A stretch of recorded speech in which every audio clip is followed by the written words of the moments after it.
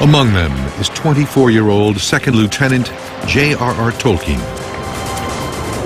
future author of The Lord of the Rings.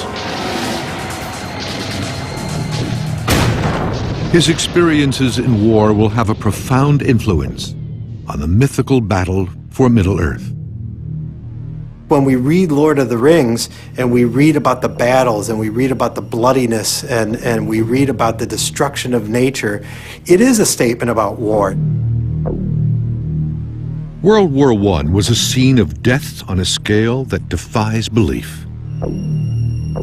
The history books call it the Great War, a time when men slaughtered each other over mere yards of mud.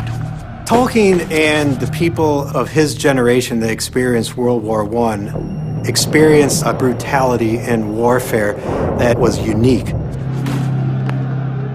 He was damaged, wounded internally by the war, and traumatized. The trauma that he had suffered had to have influenced the way he wrote about the trauma that Frodo experiences in his quest to destroy the ring.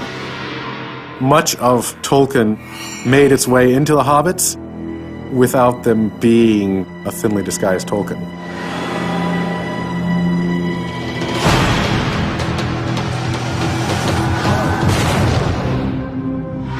In The Lord of the Rings, the hobbit Frodo travels through a bog called the Dead Marshes, where a great battle had taken place thousands of years earlier. There, ghosts are still lurking beneath the waterline. They lie in all the pools, pale faces, deep, deep under the dark water. I saw them. Grim faces and evil, and noble faces and sad, but all foul, all rotting, all dead. In the Dead Marshes, where you have this kind of rotting landscape with bodies of an older war, you definitely get these memories of the summer of the trenches, of these rotting bodies of soldiers.